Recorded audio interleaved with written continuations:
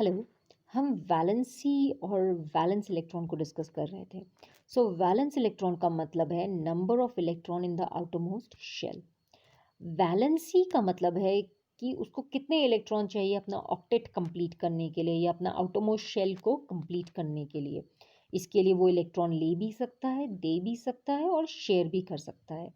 तो valency would mean number of valence electron an atom uses to form chemical bond, या हम chemical bond बनाने के लिए उसे कितने इलेक्ट्रॉन चाहिए। अगर आप यहाँ देखेंगे, इस एटम को देखेंगे तो इसके आउटरमोस्ट शेल में है वन, बस एक ही, एक और दो, दो इलेक्ट्रॉन है। तो काफ़ी कम इलेक्ट्रॉन है। तो ये अपने दो इलेक्ट्रॉन अगर दे देगा तो इसकी इसका अंदर का शेल फुल है। तो इसका इसका आउटरमोस्ट शेल पूरा हो जाएगा, तो इसकी वैलेंसी टू होनी चाहिए। अगर आप इसको देखें तो इसके आउटरमोस्ट शेल में है वन, टू, थ्री, तीन है। तो ये तीन आसानी से देगा, इसका आउटरमोस्ट शेल कम्प्लीटली फिल्ड है और इसकी वैलेंसी पूरी हो जाएगी। यूजुअली इलेक्ट्रॉन्स आपस में शेयर कर लेते हैं, दे यूजुअली शेयर। अगर कुछ, लेकिन कुछ ऐसे भी मॉलिक्यूल होते हैं जैसे कि सोडियम।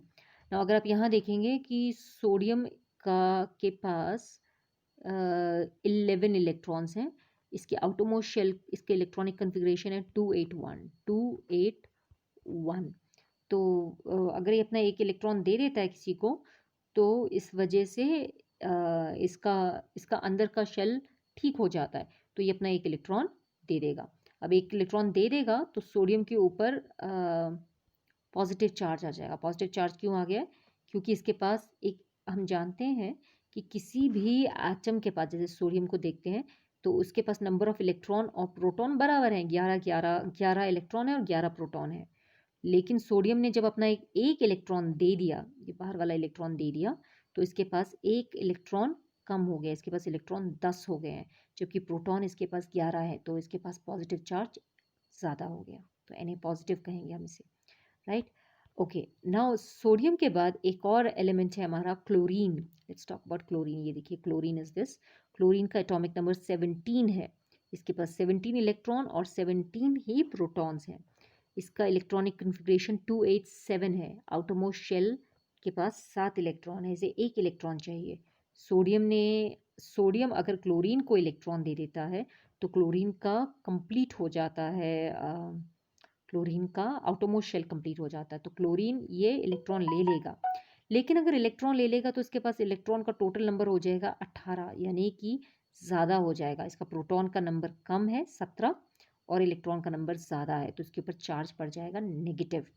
और ये पॉजिटिव और नेगेटिव आपस में कंबाइन करके फॉर्म करेंगे एक मॉलिक्यूल जिसे हम कहते हैं NaCl, Na positive, Cl negative, sodium chloride. इस तरह के कंपाउंड को हम आयोनिक कंपाउंड्स कहते हैं। We call them ionic compound, जिसमें एक एक एटम अपना इलेक्ट्रॉन दे देता है और दूसरा इलेक्ट्रॉन उस इलेक्ट्रॉन को ले लेता है। तो इस लेन देन को आयोनिक एक्सचेंज बोलते हैं। दूसरा होता है कोवलेंट बॉन्ड। कोवलेंट बॉन्ड तो हम डिस्कस कर ही चुके हैं। जैसे कि वाटर मॉलिक्यूल को देख लेते हैं। हमारा ऑक्सीजन, ये आप देख सकते हैं ऑक्सीजन। ऑक्सीजन के पास 8 इलेक्ट्रॉन और 8 प्रोटॉन्स हैं। तो इसके आउटरमोस्ट शेल में 6 इलेक्ट्रॉन्स हैं।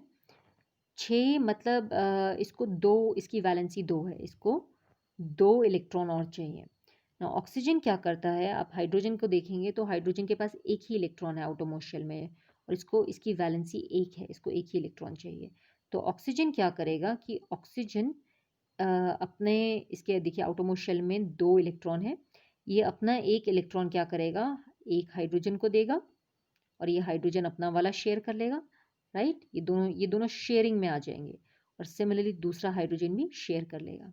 तो अगर हम ऑक्सीजन की बात करें तो ऑक्सीजन के पास अब हो जाएंगे टोटल, ऑक्सीजन के पास बाहर कितने थे, 6 थे, राइट। ऑक्सीजन के पास बाहर आउटरमोस्ट शेल में 6 थे। तो ये एक दो तो ये हो गए, राइट। तो हम यहाँ कर लेंगे 3 4 5 6, 1 2 3 4 5 6, ये 6 इलेक्ट्रॉन ऑक्सीजन के पास है। अब टोटल हम कितने कह सकते हैं, कितने हो गए इसके पास, ऑक्सीजन के पास, ये देखिए टोटल 1 2 3 4 5 6 7 8, 8 इलेक्ट्रॉन हो गए, यानी कि इसका ऑक्टेट कंप्लीट हो गया। और अगर हम हाइड्रोजन के बारे में बात करें तो हाइड्रोजन क्योंकि शेयर कर रहा है, इसके पास भी 2 इलेक्ट्रॉन हो गए ऑक्सीजन के, ये एक ऑक्सीजन का इलेक्ट्रॉन शेयर कर रहा है, तो इसकी भी आउटरमोस्ट शेल फुलफिल हो रहा है दोनों का।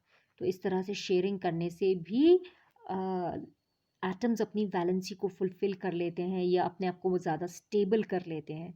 इस तरह के बॉन्ड को हम कोवलेंट बॉन्ड कहते हैं, जहाँ पे चीज़ों को शेयर किया जाता है।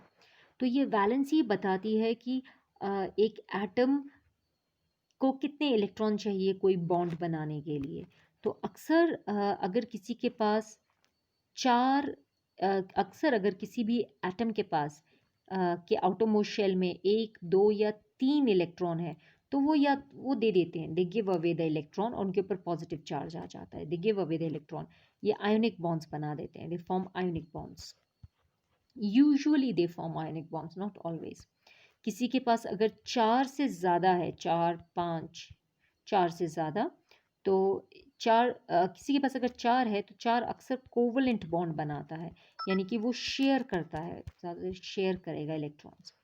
और 5, 6, 7 और 8 अगर किसी के पास 5, 6 और 7 किसी के पास अगर इलेक्ट्रॉन है, तो दे टेक इलेक्ट्रॉन, वो इलेक्ट्रॉन लेकर नेगेटिव चार्ज एक्सेप्ट करके आयोनिक बॉन्ड भी बना सकते हैं और कोवलेंट बॉन्ड भी बना सकते हैं।